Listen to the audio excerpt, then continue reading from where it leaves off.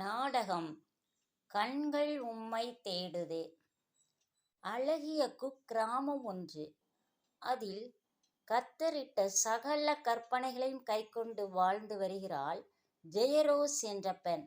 மிகுந்த பக்தியும் விசுவாசமும் கொண்ட ஸ்திரீ அவள். அவளது கணவன் வெளியூரில் ஒரு மளிகை கடையில் வேலை பார்த்து வருகிறான். அவன் மாதந்தோறும் அனுப்பும் சொற்ப பணத்தில் அவளும் அவர்களது ஒரே மகள் ரூபவதியும் வாழ்ந்து வருகிறார்கள். ரூபவதி அருகிலுள்ள பள்ளியில் 12ஆம் வகுப்பு படித்து வருகிறார்.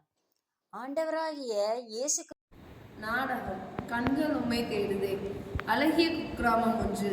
அதில் கர்த்தரிட்ட சகல கற்பனைகளையும் கைக்கொண்டு வாழ்ந்து வருகிறாள் ஜெயரோஸ் என்ற பெண். மிகுந்த பக்தியும் விசுவாசமும் கொண்ட ஸ்திரீ அவள். அவளது கணவன் வெளியூரில் ஒரு மளிகை கடையில் வேலை பார்த்து வருகிறான். அவன் மாதந்தோறும் அனுப்பும் சொற்ப பணத்தில் அவளும் அவர்களது ஒரே மகள் ரூபவதியும் வாழ்ந்து வருகிறார்கள். ரூபவதி அருகில் உள்ள பள்ளியில் 12ஆம் வகுப்பு படித்து வருகிறாள். ஆண்டவராகிய இயேசு கிறிஸ்துவை பார்க்க வேண்டும், அவர் நிச்சயம் ஒரு நாள் தன் வீட்டிற்கு வருவார் என்ற நம்பிக்கையில், ஏசப்பா என் வீட்டிற்கு வாங்க என்று தினந்தோறும் ஜெபிப்பது அவளது பழக்கமாக இருந்தது. ஒரு நாள் இரவு வழக்கம் போல் ஜெபித்துவிட்டு உறங்க செல்கிறார் தாயும் மகளும். காட்சி ஒன்று.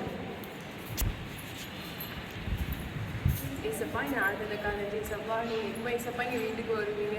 உங்கள் வருகைக்காக காத்திருப்போம் ஏசப்பா. ஏசுவி நாமத்தில் ஏசப்பா நீங்கள் எப்போ ஏசப்பா எங்கள் வீட்டுக்கு வருவீங்க? தினந்தோறும் உங்ககிட்ட கேட்டுகிட்டே இருக்கேன், நீங்கள் எப்பப்பா எங்கள் வீட்டுக்கு வருவீங்க? எப்போ பார்த்தாலும் இப்படி சொல்லிகிட்டே இருக்கீங்களா? இதெல்லாம் நடக்கக்கூடிய காரியமா? என்ன? அது வந்து ஏசப்பா பார்க்க எனக்கும் ஆசை தான். ஆனால் எப்போ பார்ப்போம்? போன வாரம் கூட வாழ்வியல் கூட்டத்தில் ஏசப்பாவோட 2ஆம் வகுப்புக்கு தான் மெசேஜ் கொடுத்தாங்க. நான் மருத்துவருக்கணும், நான் வருகை இருக்கணும்னா அப்போ பார்ப்போம். இல்லைன்னா நான் மருத்துவருக்கு பல்லவத்தில் போய் பார்ப்போம். அதான் எனக்கு தெரியுமே.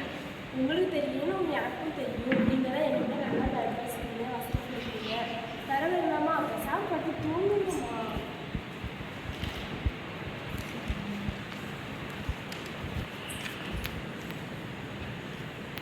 காட்சி 2. அம்மா ஜெயா அதிகாலையில் ஒரு கனவு காண்கிறார். அதில் இயேசுவின் குரல் ஒலிக்கிறது. மகளே ஜெயரோஸ், இன்று நான் உன் வீட்டிற்கு வருவேன். ஏசப்பா எங்கள் வீட்டுக்கு வர போறீங்களா? நன்றி ஏசப்பா, நன்றி ஏசப்பா. ஏசப்பா எங்கள் வீட்டுக்கு வர போகிறாங்க, ஆயத்தமாகணுமே.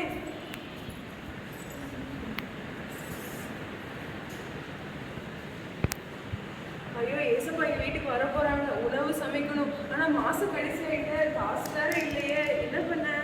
சரி ரூபி எழுப்புவோம். ரூபிமா, ரூபி சீக்கிரம் எழுப்பு.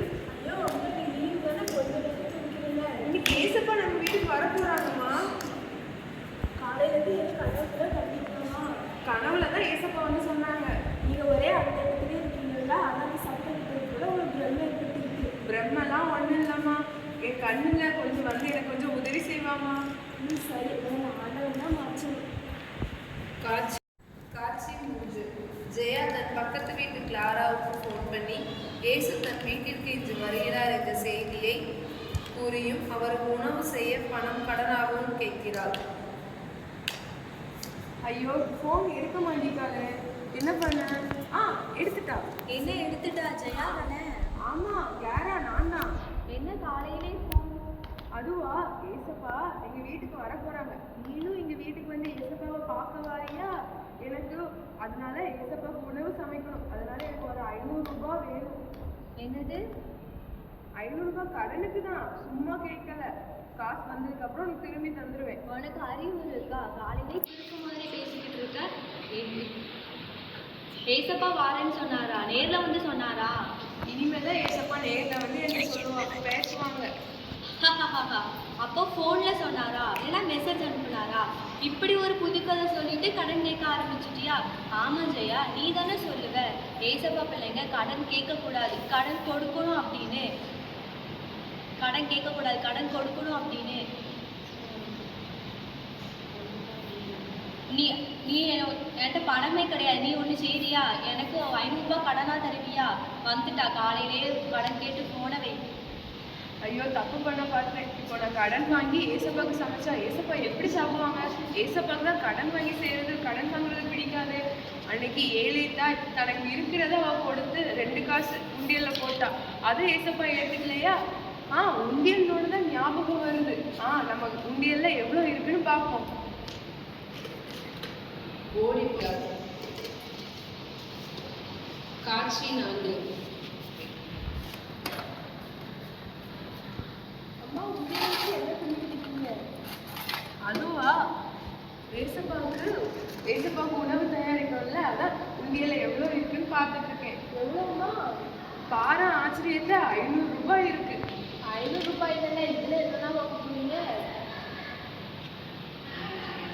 என்ன செய்யணும்னு சொல்லிட்டு இதுக்குள்ள நம்ம பிளான் பண்ணுவோம். ஏசப்பாக்கு என்ன பிடிக்கும் தெரியுமா? மட்டன் பிரியாணி, சிக்கன் 65, கத்திரிக்காய் தொக்கு, சிக்கன் கிரேவி, தயிர் சாதம், சாம்பார் சாதம், பாயசம் எல்லாம் போட்டு அசத்திங்கோ. ஏசப்பாக்கா இல்லை உனக்கா? என்ன செய்ய, ஏசப்பா புண்ணியத்தில் வருகிட்டு நானாட்டு ஒரு பிடிச்சின்னு பார்த்தேன். அதான் பார்த்தேன். ஏசப்பாக்கு என்ன பிடிக்கும்னு எனக்கு தெரியுமே. என்னது? ஏசப்பாக்கு அப்பவும் மீனும் தான் ரொம்ப பிடிக்கும். நான் பைபிளில் கூட வாசிச்சிருக்கேன். அதனால இப்போவே போய் கோதுமை வாங்கி சப்பாத்தி சுட்டு மீன் வாங்கி மீன் குழம்பு வச்சுருவேன். மீன் குழம்புக்கு என்னெல்லாம் தேவைப்படும்? வெங்காயம், தக்காளி, மசாலா பொருட்கள் எல்லாம் கொஞ்சம் கொஞ்சமாக வாங்கிட்டு மிச்ச காசுக்கு ஏசப்பாக்கு ஒரு பரிசு வாங்க போகிறேன். பரிசா? யாருக்கு? ஏசப்பாக்கு தான். என்ன பரிசு வாங்கலான்னு சொல்ல? ஒரு ஸ்வெட்டர் வாங்கிட்டு. ஸ்வெட்டரா? ஆமாம், ஏசப்பா ராத்திரி வரை நம்ம வீட்டில் இருந்தாங்கன்னா அவருக்கு புரியும்ல. அப்போ இந்த ஸ்வெட்டர் தான் இருக்கும். நம்மளும் ரொம்ப நாளாக ஸ்வெட்டர் வாங்கியிருக்கேன், ஸ்வெட்டரே வைக்க முடியாங்க. ஏசப்பா பேரை சொல்லி நாளாடி போட்டுருந்தாங்க. என்ன முணங்குற மாதிரி இருக்கு? ஒன்றும் இல்லை, ஒரு டவுட்டு. ஏசப்பா இருக்காங்க, அவங்களும் கொஞ்சமாக வாங்கி வந்து கொஞ்சமாக சமைப்பாங்க. அப்புறம் நம்மளுக்கு இன்னைக்கு என்ன சாப்பாடுமா? ஃபர்ஸ்ட் ஏசப்பா வந்துட்டு போகட்டும், அதுக்கப்புறம் நம்ம பார்த்துக்கலாம். அவர் இறக்குமுறைவராச்சு, அவர் ஆசீர்வதிப்பார். அப்படிங்கிறமா? ஆமாம், சும்மா தொணன்னு பேசிக்கிட்டு இருக்காத. இப்போ நான் போயிட்டு கடைக்கு போயிட்டு வரேன். ஏசப்பா அதுக்குள்ளே வந்துட்டாங்கன்னா ஏசப்பா கூட்டிகிட்டு வந்து சோஸ்திர பாட்டை பாடி, உனக்கு வாலிப கூட்டத்தில் என்னெல்லாம் பாட்டு சொல்லி கொடுத்துருக்காங்க அதெல்லாம் பாடிட்டு அதுக்குள்ளே நான் சீக்கிரமாக போயிட்டு ஓடி வந்துடுவேன். காட்சி 5. ஜெயா வீட்டு கதவை திறந்து வைத்தபடியே குறுக்கும் நடுக்குமாய் நடந்து கொண்டிருந்தது.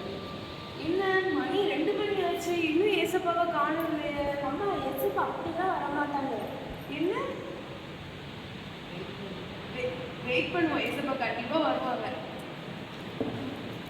வாசலில் ஒரு பெண்மணி வந்துடுச்சு.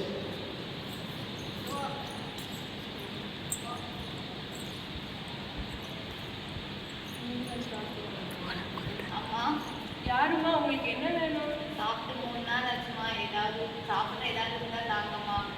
சாப்பாடா? எங்கள் வீட்டில் இன்னைக்கு சமைக்கவே இல்லையே. எங்கள் வீட்டில் ஒன்றுமே இல்லைம்மா. நீங்கள் இன்னொரு நாள் வாங்க, கண்டிப்பாக உங்களுக்கு தருவோம். சாப்பாடு இல்லைனாலும் குடிக்கிறதுக்கு தண்ணியாவது தாங்கம்மா. சரிம்மா, தண்ணி எடுத்துட்டு வரேன்.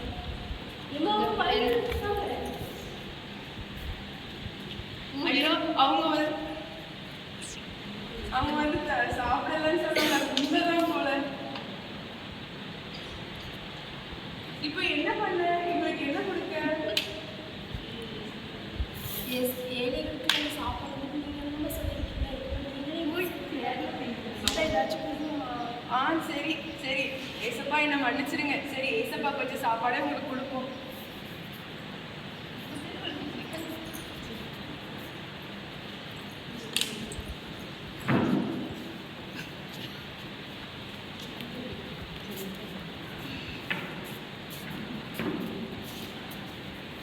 இந்தாங்க சாப்பாடு, நீயும் கொடு.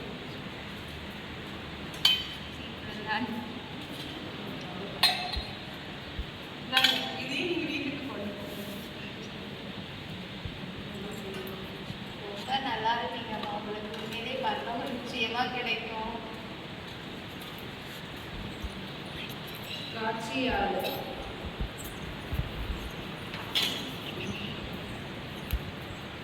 ஜெயராஜ் கவலையாக இருக்கிறார்.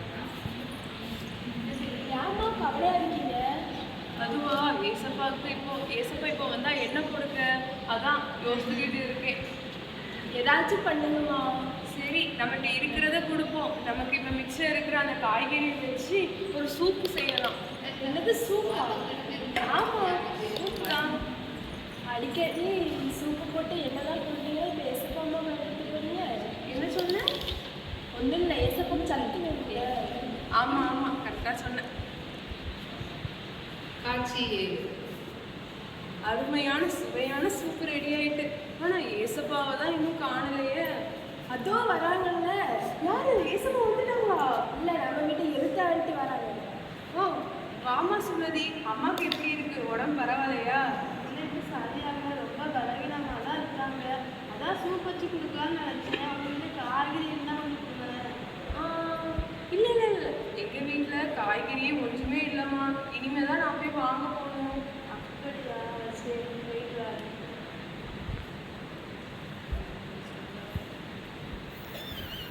என்னம்மா ஆச்சு? அதுவா, எனக்கு மனசு உறுத்திக்கிட்டே இருக்குமா. பக்கத்துலேயே இருந்து அவங்கள பார்த்து, ஆனால் அவங்கள உபசரிக்கவும் இல்லை, அவங்களுக்கு கொடுத்து சூப்பும் கொடுக்கல. அதான் ரொம்ப கஷ்டமாக இருக்குது. சரி, நான் இப்போவே போய் அவங்கள உபசரித்து அவங்களுக்கு சூப்பு கொடுத்துட்டு வரேன். காட்சி 8. இரவாகிவிட்டது. ஏசப்பா இன்னும் வரவில்லையே என்று ஜெயா கவலையுடன் அமர்ந்திருக்கிறார். ஏம்மா ரொம்ப கவலையாக இருக்கீங்க? அதெல்லாம் சொல்லல அங்க. நீ ஒன்றும் சொல்ல வேண்டாம், ஏசப்பா கண்டிப்பாக வருவாங்க. ஆனால் ஏசப்பா இப்போ வந்தால் என்ன கொடுக்க? நல்ல வேலை, ஏசப்பாவுக்கு பரிசு வாங்கி வச்சுருந்தேன். ஸ்வெட்டர் ஏசப்பாவுக்கு கண்டிப்பாக கொடுத்துடலாம்.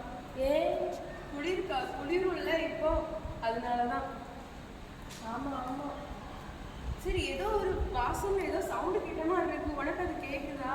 ஆமாம் ஆமாம். சரி வா, யாருன்னு போய் பார்ப்போம். என்ன பெரிய வேலை? நீங்க யாரு? உங்களுக்கு என்ன வேணும்?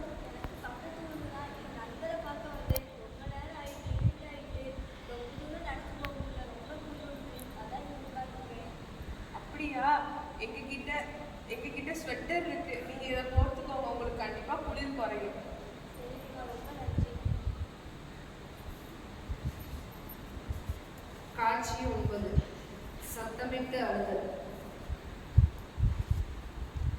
ஏசப்பா, நீங்க ஏன் ஏசப்பா எங்க வீட்டுக்கு வரல? உங்களுக்கு எவ்வளவு நேரமா தேடிட்டு இருக்கேன் தெரியுமா? கனவு தானே? இல்ல, ஏசப்பா உண்மையிலே வந்து சொன்னாங்க என் கனவுல. இந்த தூக்கமாக இருக்குமா? ஆகமா போய் தூங்கும். சரி. ஜெயா சுலபாக்களில் ஜெபிக்கிறார். அவளும் ஒரு வகுப்புகையில் அடுத்த குரல் இருக்கிறது. மகளே ஜெயரோஸ், ஏன் அழுகிறாய்? நான் தான் உன் வீட்டிற்கு வந்தேனே, எனக்கு எல்லாமே தந்தாயே. ஏசப்பா, நீங்களா வந்தீங்களா? நான் தந்தேனா? என்ன ஏசப்பா, எனக்கு கொஞ்சம் புரியவில்லையே. பசியாய் இருந்தேன், எனக்கு போஜனம் கொடுத்தீர்கள். தாகமாய் இருந்தேன், என் தாகத்தை தீர்த்தீர்கள். அந்நியனாய் இருந்தேன், என்னை சேர்த்து கொண்டீர்கள். வஸ்திரமில்லாத இருந்தேன், எனக்கு வஸ்திரம் கொடுத்தீர்கள். வியாதியாய் இருந்தேன், என்னை விசாரிக்க வந்தீர்கள்.